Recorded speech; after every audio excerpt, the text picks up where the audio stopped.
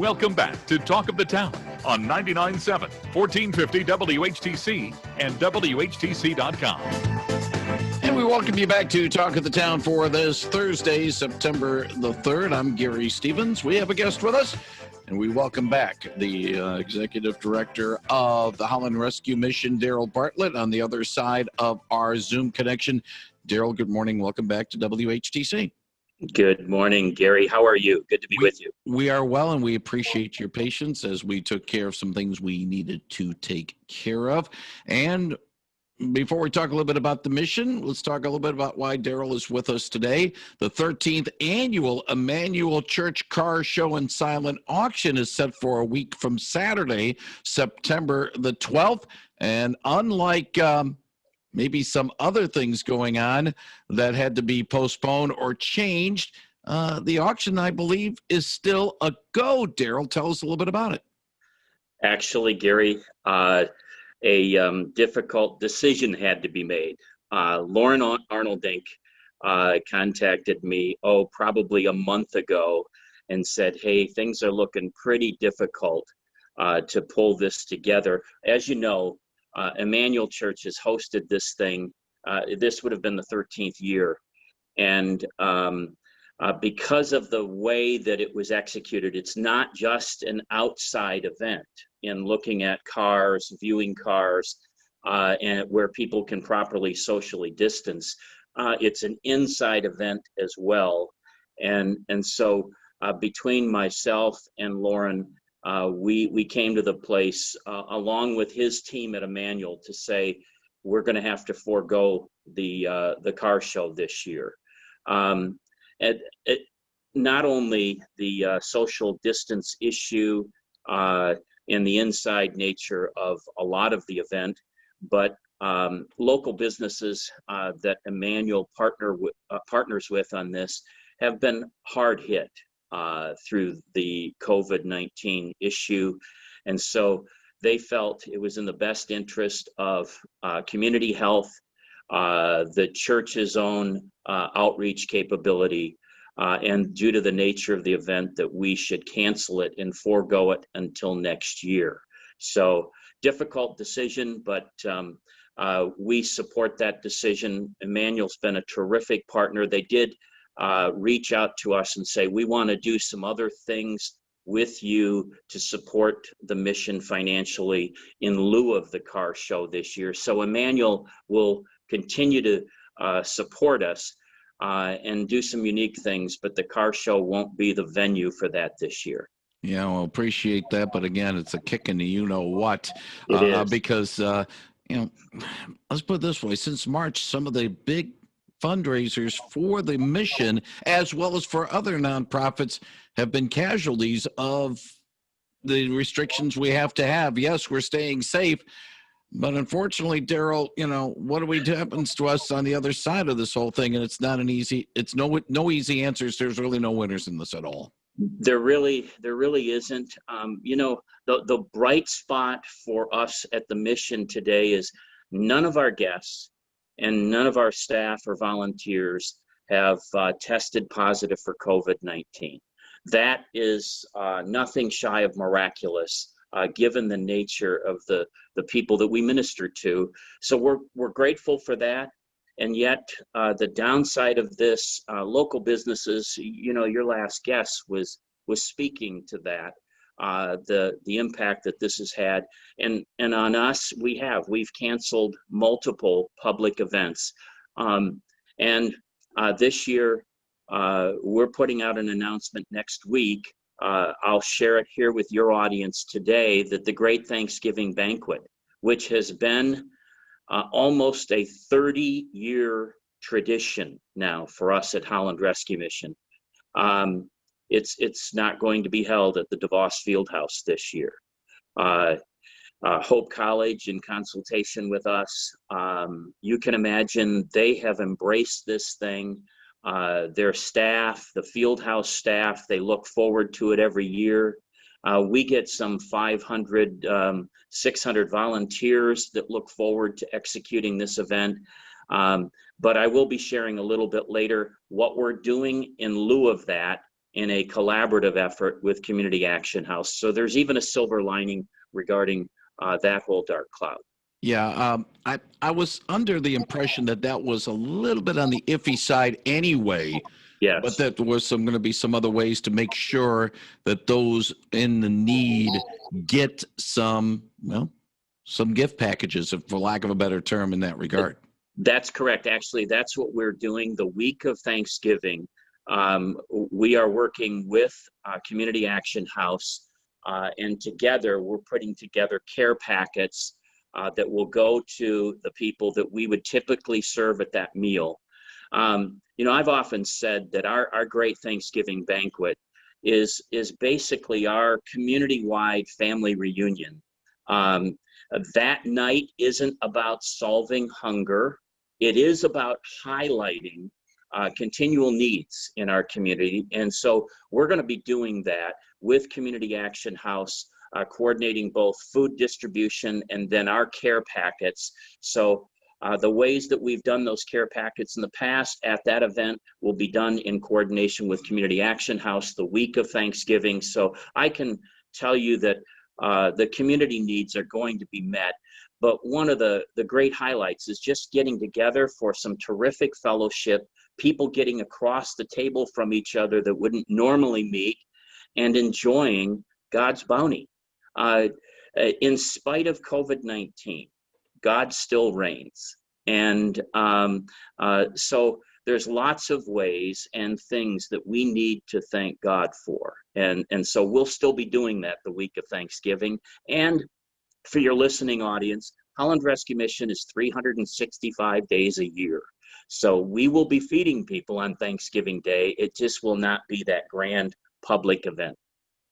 395-1450. If you have a question for Darryl Bartlett of the Holland Rescue Mission, he'll be happy to take it at 395-1450. I want to go back to what you mentioned a few moments ago about the outbreak and its effect on the mission and its guests, as you call it, that are served by the Holland Rescue Mission. No cases. And we're talking now, or has this been since early March when this whole thing broke? Yes, it's actually been since early March, and I have our team to be thankful for. We right away reached out to the Community Health Department and a number of our partners to set up protocols. The Health Department came in, did on-site inspections with us. They really appreciated and have stated this multiple times to us how clean our mission is run anyway. We pay a lot of attention to sanitation and cleanliness. I've often preached to our staff, cleanliness is next to godliness at Holland Rescue Mission. So the health department, in working with them, they did at one point ask us to distance our guests. So for a brief period of time, the Community Foundation partnered with us, and we put some of our guests over into the DoubleTree Hotel, of which the Community Foundation paid for us. That certainly wasn't in our budget. We provided the meals and things like that. And then we got our level of occupancy to a place where we could deploy different rooms throughout our building that weren't necessarily designed as housing rooms or bedrooms. We spread people out, and praise the Lord, we've not had one case of COVID-19. 395-1450, 395-1450 if you have a question for Darryl Bartlett, and we'll take this all the way to the top of the hour in our conversations as well. I hesitate to bring this up, but when you mentioned about the fact that we've had no cases of COVID-19, and Providence has been with us on that regard, some of the statements that we've seen by some people about not doing the precautions because of the fact that they know who's in charge, they know who's sovereign on that. Still, we want to be able to be respectful and be able to do the precautions for other people. But sometimes when and I'll put myself, we're believers. We believe that everything's in God's hands. Sometimes when we say certain things or do certain things that other people say, hey, wait a minute, you're being selfish and all that. Well, maybe we're giving to our faith a little bit more. And probably, I think a best way of doing it is if we show our faith to other people in this time, help them get through this Yes. 19 situation as well.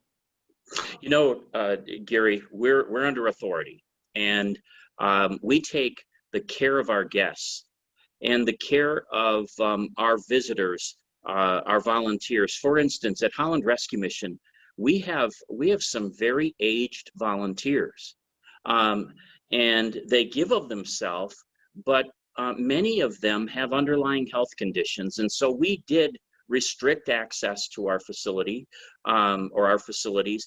We have access protocols now for anyone spending any period of time in either of our residential facilities.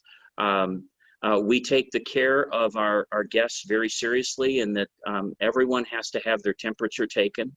They do need to declare whether they've exhibited symptoms, and then guests from outside, visitors, are actually restricted from access to our building. So only people who are necessary to our operation are allowed to access our residential care facilities. That's both at our family center and at our men's center. Now, obviously, the Gateway store, we're adhering to all of the governor's mandate for store operation, and we are considered essential that way because of the items that we sell.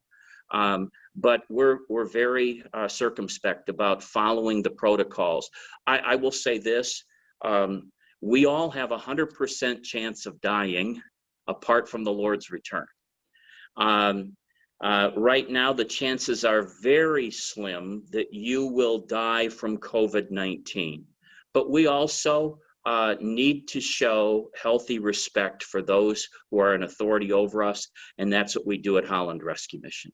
And also have to respect, the line that Paul mentioned about respecting a weaker brother that might have.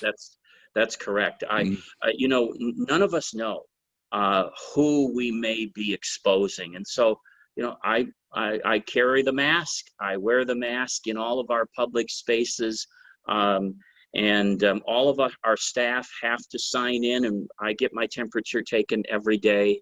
I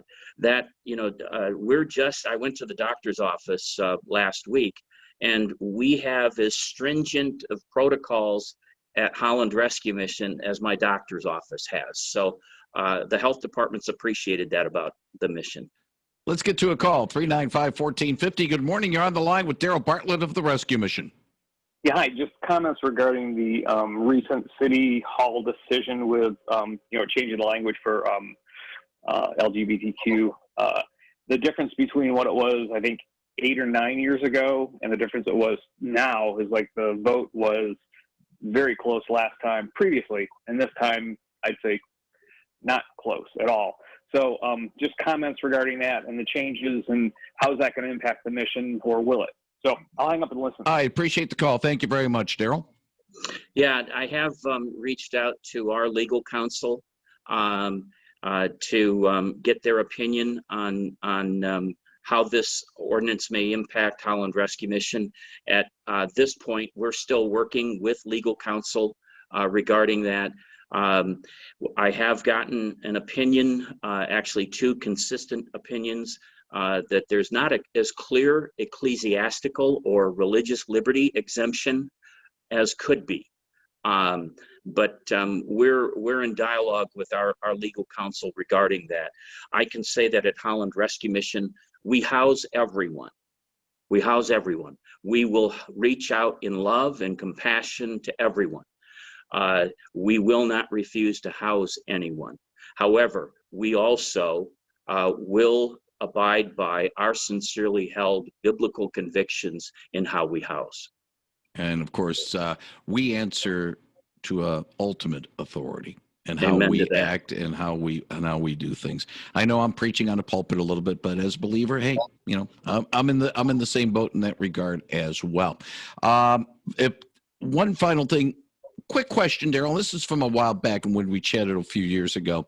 Do you still go out and try to maybe rescue, not I wouldn't say rescue, but bring people into the mission that are trying to maybe sleeping underneath viaducts and sleeping in tents and stuff like that? You still go out and do that, even though in this situation right now, it's a little bit different?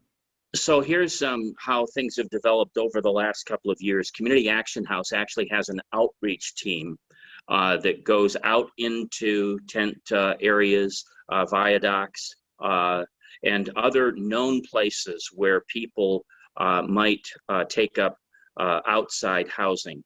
And we've worked with them, actually have had fairly extensive meetings with them about coordinating our efforts. And here's something that we've done at Holland Rescue Mission. We've changed, we've tried to open the door wider we want everyone, the door to be wide